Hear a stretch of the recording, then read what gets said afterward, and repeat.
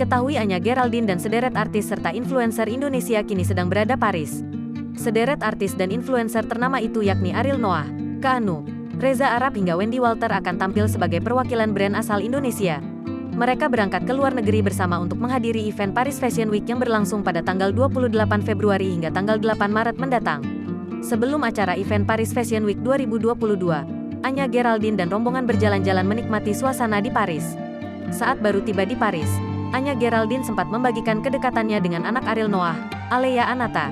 Melalui Instagram Store-nya, Anya Geraldine memposting fotonya dan Alea Anata yang tampak sudah akrab.